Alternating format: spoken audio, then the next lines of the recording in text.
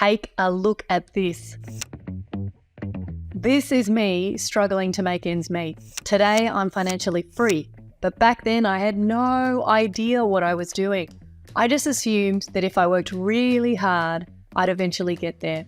I also thought that if I worked hard, then I'd be able to hand my money over to people who were the experts, people like stockbrokers and financial planners, and that they would just take care of the rest. They really didn't.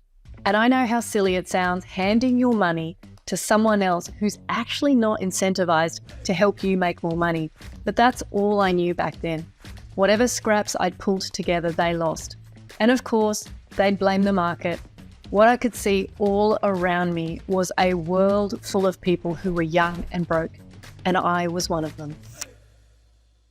I read every money book I could get my hands on. I signed up for endless amounts of courses by financial gurus and spent thousands in education, thinking this is going to get me the results I want.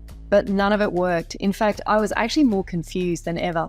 And it wasn't until this one thing that everything changed. And that's what I want to share with you today. Because to be honest, I could have actually reached financial freedom a lot faster, but I made a lot of mistakes. I was paying off what Alex Hormozi calls ignorance debt. So I learned a ton of lessons that I want to pass on to you so that you can do it in a fraction of the 25 years it took me. So let's begin. So after a few years of living paycheck to paycheck without much financial direction, I really knew that I needed to manage my money better. By that point, I was actually starting to move up my accounting career and earn more income. But just to give you an idea, I was making around $24,000 a year when I started, which is probably about $48,000 in today's dollars when adjusted for inflation. So my salary was okay, but somehow I just never managed to get ahead.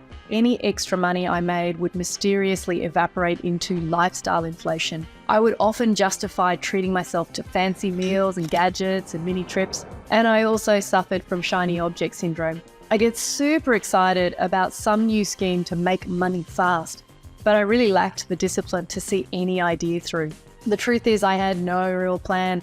I was really spinning my wheels and always in motion, but not making any real financial progress. Something shifted for me when I moved into a group house owned by a woman named Maggie. Now, Maggie seemed to be doing really well for herself. She had all these properties and she rented them out to people like me. One day she came to me and she said, "Selena, you know, if you could buy your own place, you'd always have something to fall back on." And then the next week she put my rent up by $50 a month. It finally dawned on me. As long as I was renting, I was always going to be at the mercy of landlords. I decided I needed my own place, and I became obsessed with figuring out how to do it. I cut my expenses to the bone and I saved every extra cent. I read books, I read blogs, I took classes, and I asked a million questions.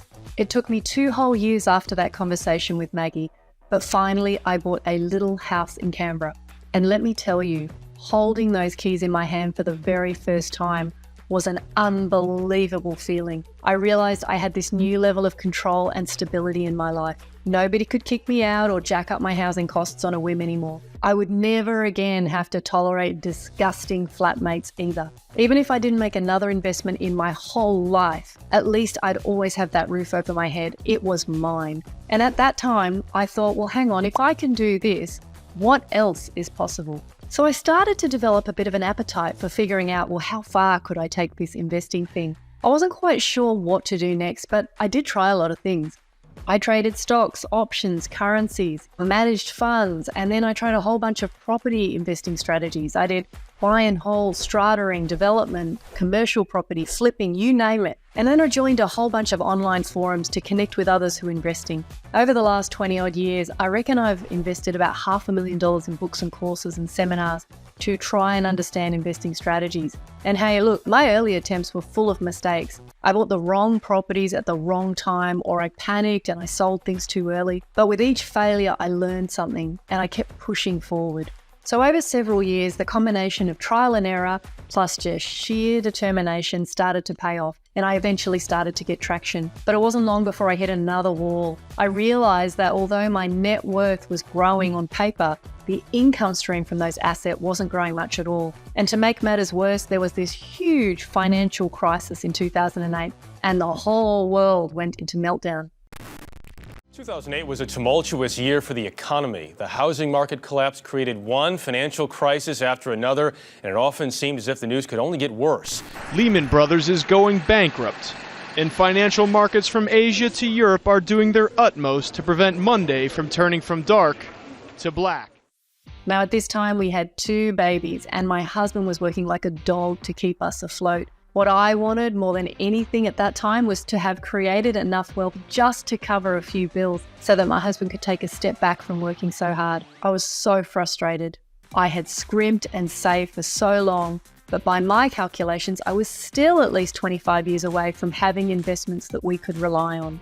I realized at that point that the model for wealth building that I had been taught was completely broken. Now, I had followed all the advice from the gurus and the results just weren't there. I had 2 choices.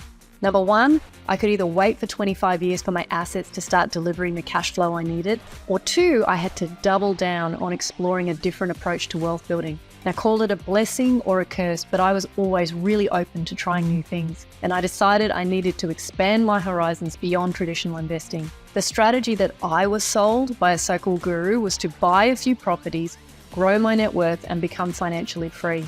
But there I was. I had a high net worth, but no cash flow to accompany it. So I went back to the drawing board and doubled down on education again. Now, this time I spent time learning from people who actually had the results that I wanted.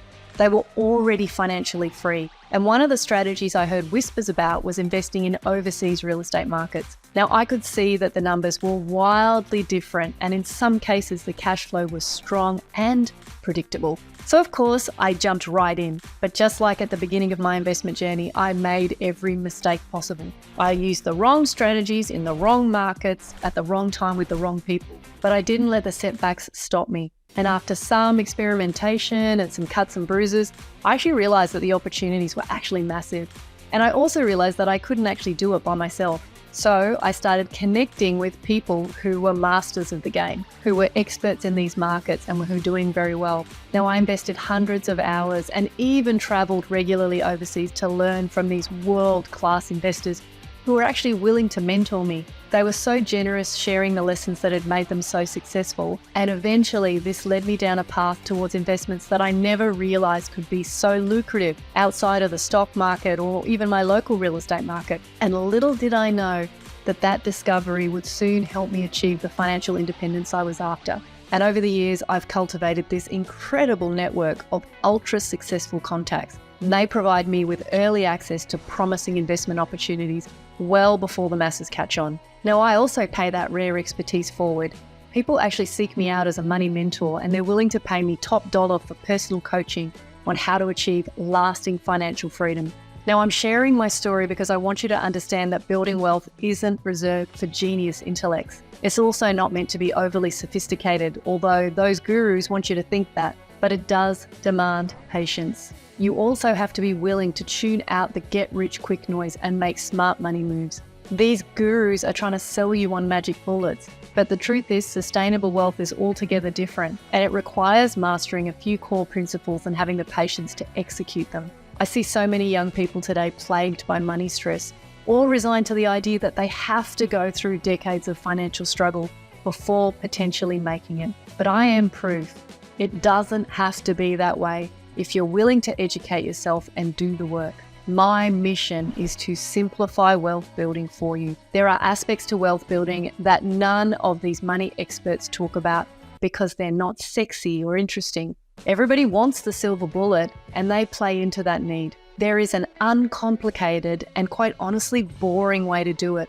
But if you could choose between a boring and high probability way versus a sexy and low probability way, I know what most people would choose. As someone who doesn't consider themselves more intelligent or privileged, if I can create financial freedom, I promise you that you can too. But you have to silence the noise, you have to get educated and commit to taking control.